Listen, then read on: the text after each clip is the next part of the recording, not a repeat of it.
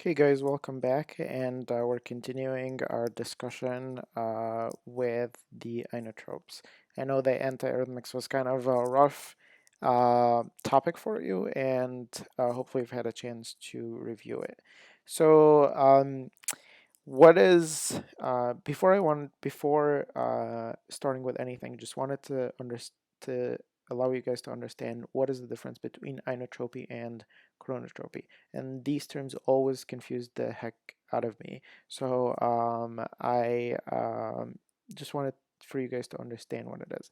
Inotropy is mainly increase of contractility of the heart. So the heart beats stronger, and I don't know what the I know is coming from. But chronotropy is coming from the word chrono, which means time. So in chronotropy, you have an increased heart rate. So inotropy is increased contractility, chronotropy is increased heart rate. So in this section, we're going to be talking about inotropy, so agents that increase contractility of the heart. Um, so how to increase inotropy? There's really two mechanisms to increase the contractility of the heart. The first thing is to increase the intracellular calcium, and then the second thing is to stimulate the beta 1 receptors on the ventricular muscles, and that's how you increase the inotropy. So increasing the intracellular calcium by using two mechanisms, two drugs. The first drug is digoxin, and the second drug is Milrinone. And these drugs have two different mechanisms, but they lead to the same thing, which is increasing the intracellular calcium. More calcium, more contractility, heart is happier. The second thing is that you can stimulate the beta 1 receptors on the ventricular muscles, and that's using two agents, mainly dopamine and dobutamine. So let's start talking about these different drugs. So the first drug that we're going to be talking about is digoxin and its younger brother digitoxin. Digoxin is such a high yield drug that I guarantee you that you'll get questions about it everywhere, whether it's block exams, whether it's shelf exams, UWorld, or even STEP exams. So it's really important to understand how digoxin work. Digoxin has two effects. The first effect is that it inhibits the sodium potassium ATPase. So here's your cell, just your regular average cell, and then there's two pumps here. So the first pump is a sodium potassium ATPase that kicks sodium out of the cell and brings potassium into the cell, and that uses ATP. And then the second uh, pump is a calcium sodium pump. So uh, it brings sodium into the cell and it kicks potassium out of the cell. So let's see what digoxin does. So digoxin comes here walking and then blocks this pump. So when it blocks this pump, you're going to have a lot of potassium that's hanging around outside of the cell, and you're going to have a lot of sodium inside of the cell. So if you have a lot of sodium inside of the cell, there is not going to be incentive for this sodium calcium exchanger to work. So um, the the effect of that is that you're going to have a lot of calcium accumulating intracellularly. So it leads to high intracellular calcium. So let's read the text. It inhibits sodium potassium ATPase pump, thus inhibiting the sodium calcium exchange pump, thus indirectly increasing intracellular calcium. Again, the increasing calcium due to digoxin is not a direct effect, it's an indirect effect. Now, what are you going to have when you have intracellular calcium? Increased contractility. Heart beats stronger, heart is happier. So that's the first effect of digoxin. The second effect is that it stimulates the vagus nerve, or another word is it mimics the vagus nerve. So it goes and slows the conduction of the AV nodes, and thus decreasing the heart rate. And do you guys remember which phase of the action potential in the node does it work on? It's phase 4. So it's that first phase here. Let me pull it back. So it's this phase. It's decreasing the slope of this phase, so it's decreasing the heart rate. Okay, so if we understand that, then we can understand what is digoxin used for. So first thing, it's used for congestive heart failure, and the reason for that is that it increases contractility. So congestive heart failure, pump is weak. If you give digoxin, increase the contractility. Second use for it is that it's used for atrial fibrillation. So it depresses the SA node, and it also decreases the AV node conduction, so you decrease the heart rate. So two uses that are related to the two effects of digoxin. Now, its younger brother, Digitoxin, uh, this medication was developed because they found that digoxin is excreted via the kidneys and it accumulates in patients with renal failure. So they said, okay, let's try this drug that goes through the liver. So digitoxin has goes through liver elimination and it has a longer half-life. Understand for digitoxin is that there's kind of um, I don't want to say discrepancy, but differences from USMLE studying and clinical practice. So for the block exam, understand that digitoxin is used in patients with renal failure. If you have a patient with renal failure who can't have digoxin, then use digitoxin. In USMLE studying and clinical practice, digitoxin is rarely used. I've actually never seen digitoxin used. The way that we do is that if patients have renal failure, we just adjust the dose of digoxin. But this is just for the purposes of your studying for the block exam. Now, high yield for digoxin. Can't stress this enough is toxicity of digoxin. What happens when this medication accumulates in the body? What does it happen?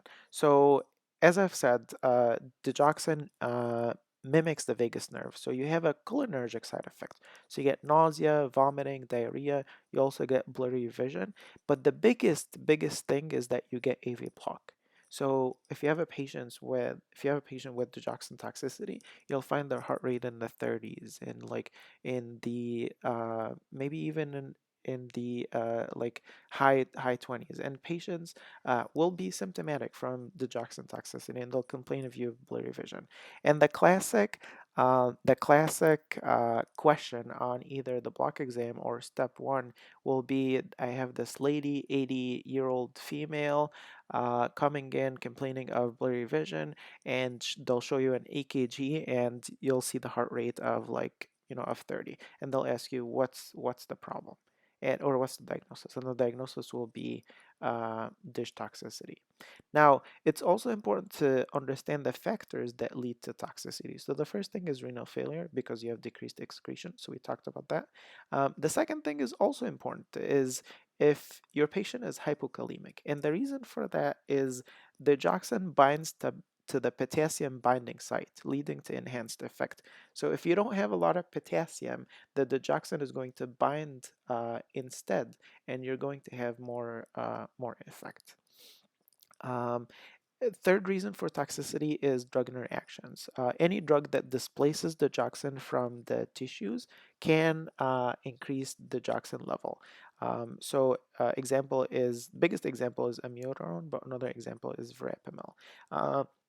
And I forgot to add this on the slide, but digoxin is actually monitored using, we can get a blood level for digoxin that tells us whether it's toxic or whether it's in normal levels. And lastly, treatment of digoxin toxicity. So once you get a patient that you've identified that has dish toxicity, what are you going to do? So the first thing is you want to normalize the potassium if the patient is hypokalemic. The second thing that you can do is you can actually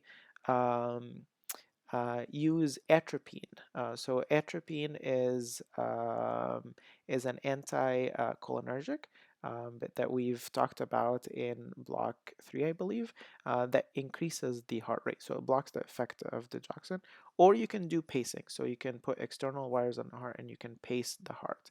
And last option, you can use a medication called Digibind. So Digibind is a medication that was designed just to bind to digoxin in cases of dish toxicity. So please review the slide. It's very, very important. So cholinergic side effects, toxicities from hypokalemia, renal failure, or drug interactions, and then how you treat is you give potassium, Digibind, or atropine.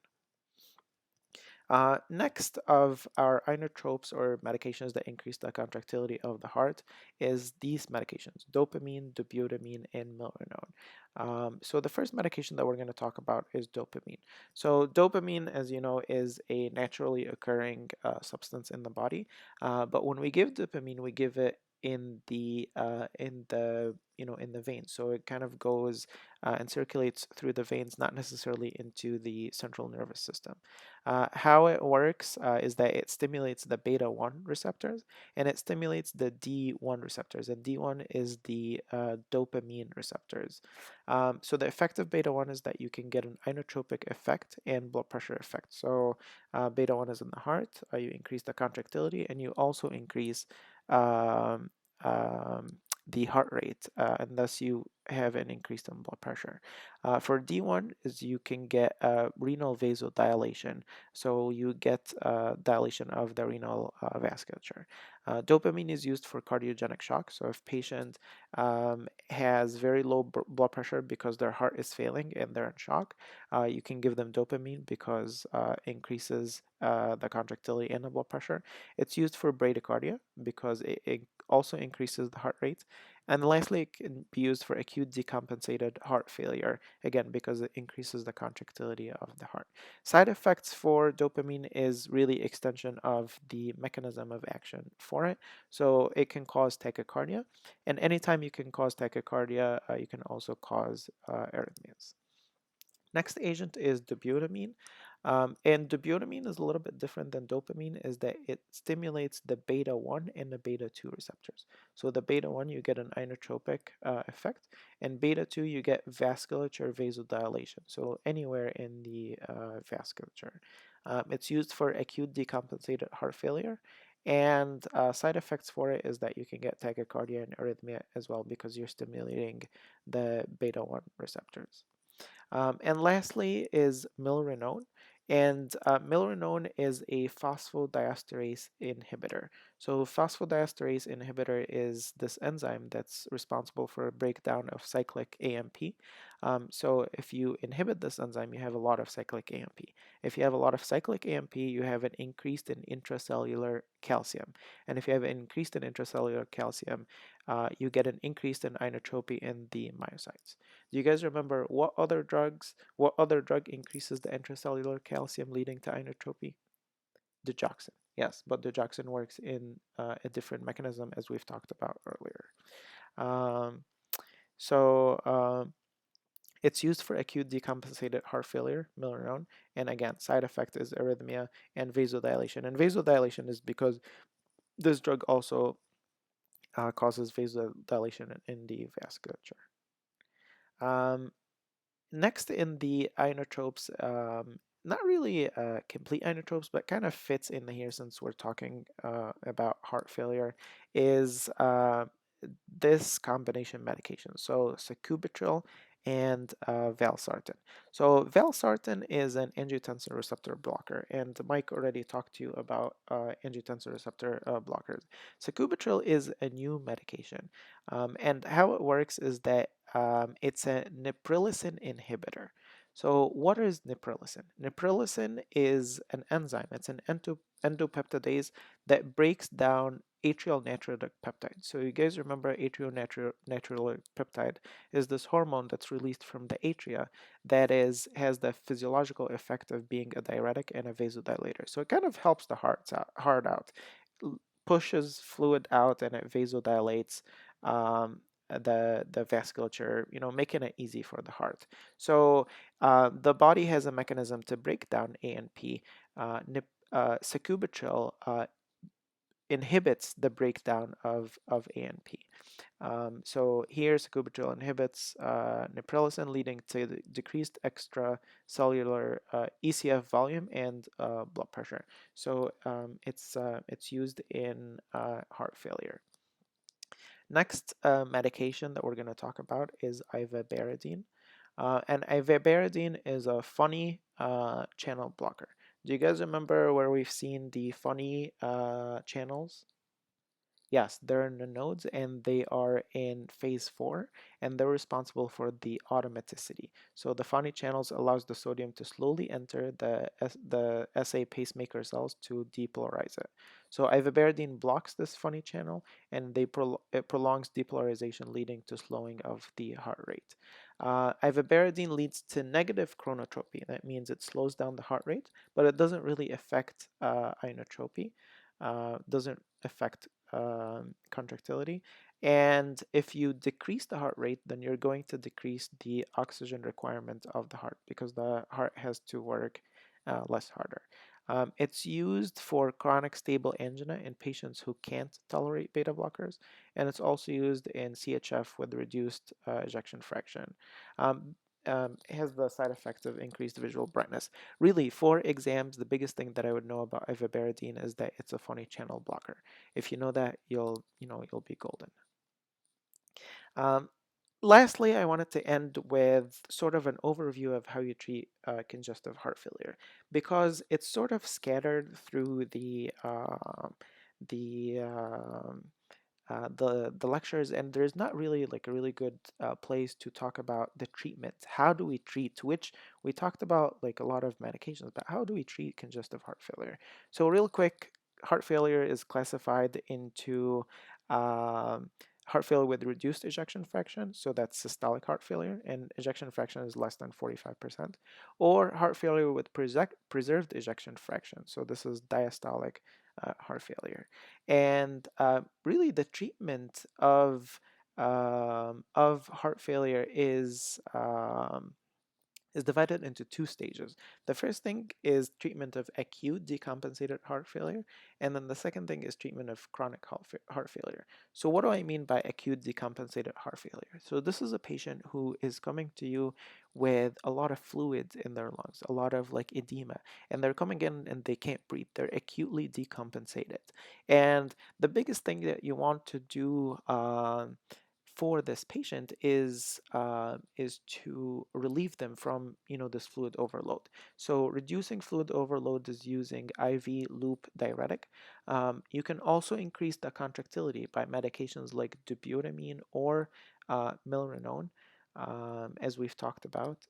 And if a patient has cardiogenic shock, that means that their heart is so bad that it's not pumping enough to maintain a good blood pressure, you can give them dopamine. So this is really the treatment for acute decompensated heart failure.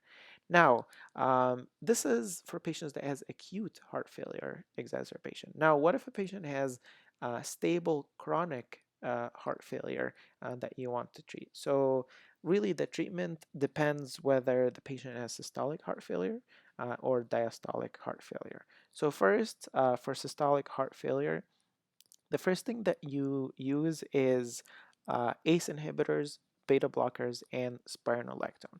And I cannot stress to you how important it is to know that these three medications are really the cornerstone of the treatment of systolic heart failure. ACE inhibitor, beta blockers, and spironolactone. And the reason for that is that they all prevent left ventricular hypertrophy. So ACE inhibitor and spironolactone, they prevent angiotensin 2 and renin, and that causes left ventricular hypertrophy.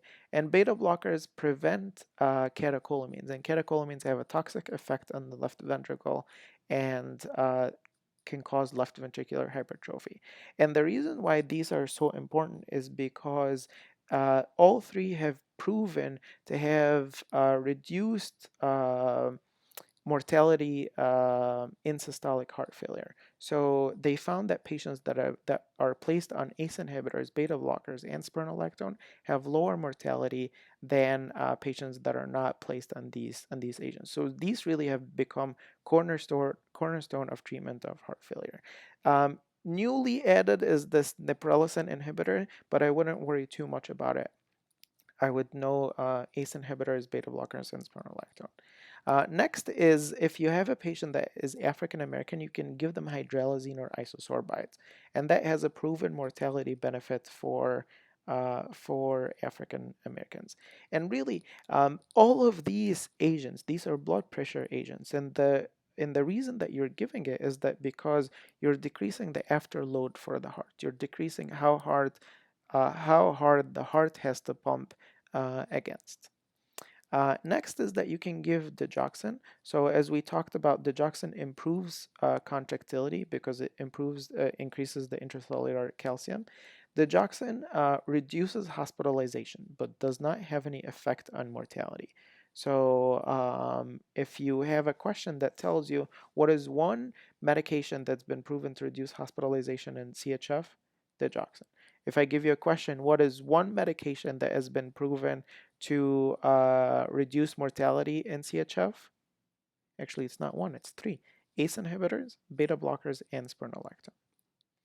And then lastly, you can give loop diuretics, and loop diuretics improve the fluid overload, but they don't really have any effect on mortality or hospitalization.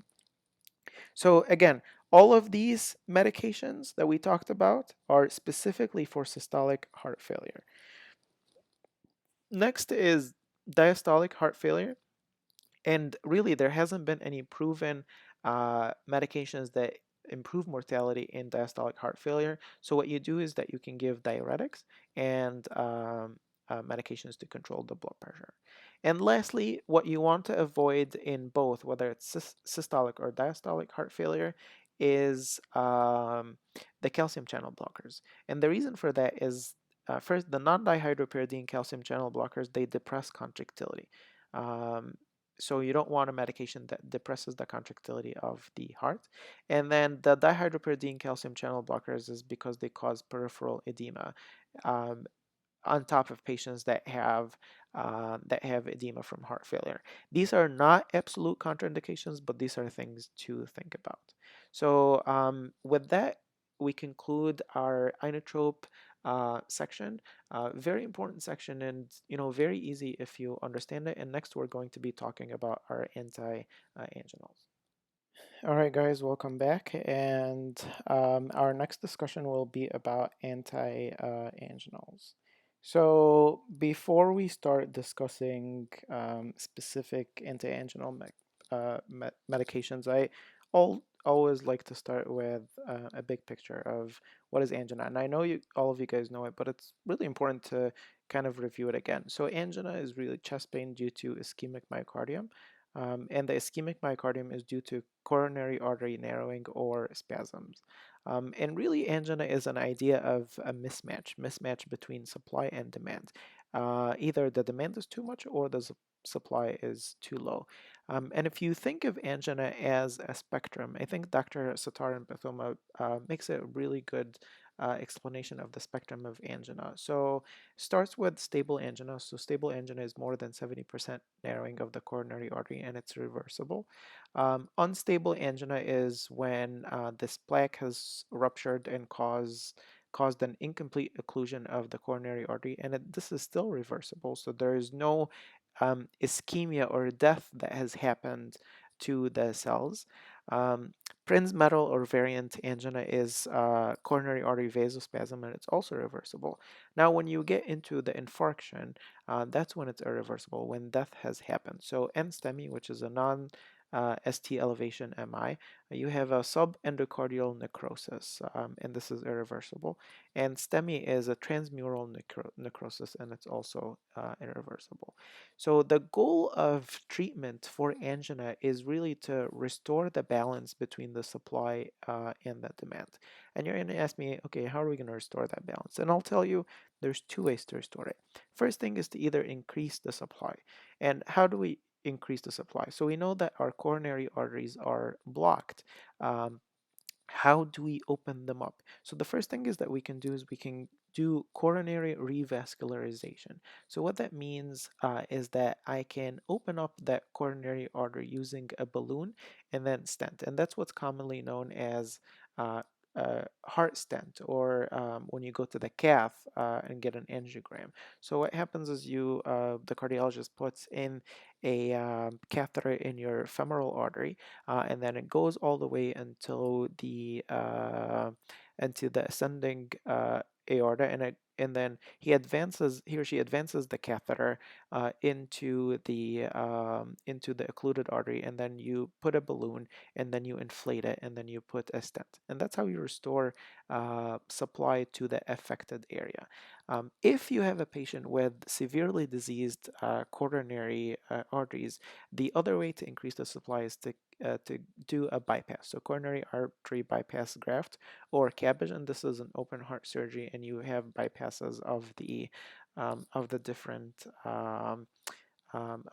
occluded arteries. And on your third year, if you ever, this is a side note, on your third year, if you ever get a chance to see either an angiogram or a CABG, I think it's a really, really wonderful experience that will make a lot of sense when you see it. So that's, sorry, was a side note. So that's how you increase the supply. How you decrease the demand is you really decrease the myocardial oxygen consumption. You're going to ask me, okay, how are we going to reduce the myocardial oxygen consumption? So we can look at the determinants of how does the heart consume oxygen, or what are the determinants of it. So the first thing is contractility. If you have heart that's contracting stronger, you'll use more oxygen. Heart rate, the faster it is, the more oxygen it uses. Preload, or end diastolic volume. And the idea for this, if you have a lot of preload that's going into the ventricles of the heart, what is it going to do to the ventricles of the heart? It's going to stretch it, right? And if you stretch it, you're going to uh, use more energy to sort of sustain that stretch. So you'll use more oxygen. And then finally, afterload, which is measured in blood pressure. The harder the heart has to pump against something, the more oxygen that it's going to use. So how are we going to reduce these things? So the first thing that we can do is we can reduce the contractility and the heart rate using beta blockers. Um, we can reduce the preload or end diastolic volume using nitrates, and then we can reduce the afterload using dihydropyridine calcium channel blockers. So the first agents that we're going to talk about is the nitrates, and nitrates is um, can come into sublingual, which is nitroglycerin, or oral, which is isosorbide. And Mike already spoke to you about the blood pressure effect of nitrates and the side effects of nitrates, but we're going to talk about the anginal effect of nitrates. So nitrates really dilate the veins more than the arteries. So they cause venodilation. So if you have venodilation, you're going to decrease the preload. So all of the blood is going to kind of pool in your veins and not going to go back to the heart. If you have that, then you'll decrease the end diastolic volume. So the end diastolic volume is pretty much the volume that is in your ventricle at the end of diastole. So if that happens, then you're going to decrease the myocardial stretch, and then you're going to decrease the demand and thus the oxygen supply. The specific side effects of nitrates is that, and this is something that I want you to know for STEP rather than the block exam. Nitrates are contraindicated in right ventricular infarct or right ventricular heart failure. And can you tell me why that is? If you can think through it. So the whole idea is that the right ventricle becomes preload dependent. That means it needs a lot of volume, or it needs a lot of preload to maintain that blood pressure, to go and pump to the pulmonary circuit and then bring blood back into the left side of the heart. So if you decrease the preload, you significantly decrease the blood pressure and patient ends up tanking. So this is actually an absolute contraindication. The second thing for nitrates is that it causes reflex tachycardia. Um, and if you think about it, if you decrease the preload from the nitrates, what is the heart going to do automatically? The heart is going to think, oh wait, I don't have enough volume. I need to increase the heart rate to get enough volume to the rest of my organs, and you'll get reflex tachycardia. If you get reflex tachycardia, you increase the demand of the oxygen, and you can get angina. That's why beta blockers are actually combined with nitrates to blunt the effect of this reflex tachycardia.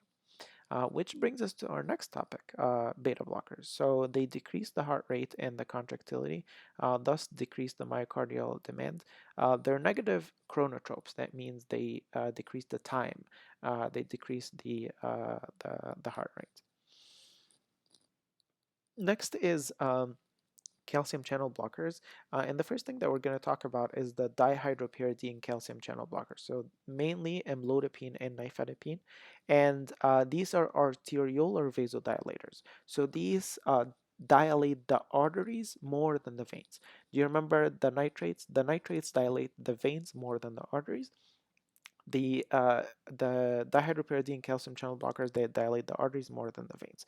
If you dilate the arteries, then you're gonna dilate your you're going to decrease your afterload. So the amount of work that the heart has to do um, uh, to pump that load or that stroke volume against against what pressure it has. So you decrease the afterload and you decrease the blood pressure. Thus, if you decrease the afterload, then you're going to decrease the oxygen demand and you're going to decrease angina. Um, these calcium channel blockers, they have some coronary artery vasodilator effect. So it's used for stable angina, and mainly the biggest use for this really is Prince metal angina because they have the coronary artery vasodilation. So in Prince metal angina, you have the vasospasm. So they're used for Prince metal angina. Just a small word on the non-dihydropyridine calcium channel blockers, verapamil and diltiazem. Um, they do have the same anti-anginal mechanism of action as the dihydropyridine ones. In your block exam, it says that they are used for angina, but in the USMLE and in clinical practice, they're not really used for angina anymore because they have a negative inotropic effect. They decrease the contractility of the heart. And a lot of these patients that have angina also have heart failure. So we don't really use verapamil or diltiazem on these patients. Um, Next medication that we're going to talk about is a medication called ranolazine. And ranolazine is this medication that's used for refractory angina. And how it works is that it inhibits the late sodium current. So this is the current in phase 2. And if you inhibit the late sodium current, then you decrease the influx of calcium into the cell, thus decreasing the contractility and the wall tension, and you decrease the oxygen demand. It's used for refractory angina, and side effect for it is QT prolongation because you inhibit potassium channels in phase 3. And if you guys remember our discussion from the antiarrhythmic, hopefully that makes sense to you. I wanted to put in this. So we talked about nitrates, calcium channel blockers, beta blockers. I wanted to take a little bit of point and talk about the physiologic effects of anti-anginals. This is mainly for step one. This has nothing to do with your block exam. So if you're crunched for time, you can skip forward. But as I was studying for step one, I found that they're asking a lot of questions about what do these agents do for the physiology of the heart. So first, let's talk about the end diastolic volume. So we talked that the nitrates really decrease and diastolic volume. Beta blockers don't really affect in diastolic volume. Nitrates decrease blood pressure. Beta blockers decrease blood pressure. Nitrates don't really affect contractility. Beta blockers affect contractility. Nitrates increase the heart rate because they have reflex tachycardia. Beta blockers decrease the heart rate. And then the net response is really no effect or same heart rate. Ejection time I'm going to skip because I don't really understand it. If you're if you understand it, please send me an email and let me know these effects. But then finally, the nitrates decrease the oxygen use of the heart. Beta blockers do the same, and they have a synergistic effect when they're used together. So this table is from first aid. This is more for your step one studying. Lastly, I wanted to put in an algorithm for you so that you understand which medications are used when. So the first treatment for angina is really to control the atherosclerosis risk factors. So that's smoking cessation, blood pressure control, and statins, because statins decrease the atherosclerotic plaque burden. Pharmacological or specific anti-anginal medications. So if you have an acute attack, if you're having a lot of chest pain, you can take a sublingual nitrate. And what we tell patients is that you can take a sublingual nitrate, and if the episode lasts more than 5 minutes, you have to call 911. Because what are we worried about if the episode lasts for more than 5 minutes? Yes, a myocardial infarction. So it's really important that you educate your patient about that. If patients have chronic angina, first line is oral nitrates, in addition to beta blockers as the blood pressure tolerate it. Second line is dihydropyridine calcium channel blockers. Third line is ranolazine. And then fourth line, which we don't really use, is this ivabaradine, which, do you guys remember how it works? Yes, it's a funny channel blocker that works by decreasing the heart rate. If patients have refractory angina, you can give them a coronary stent, so coronary balloon angiography, or if patient has severe disease, then you can elect to take them to surgery and bypass their diseased vessel.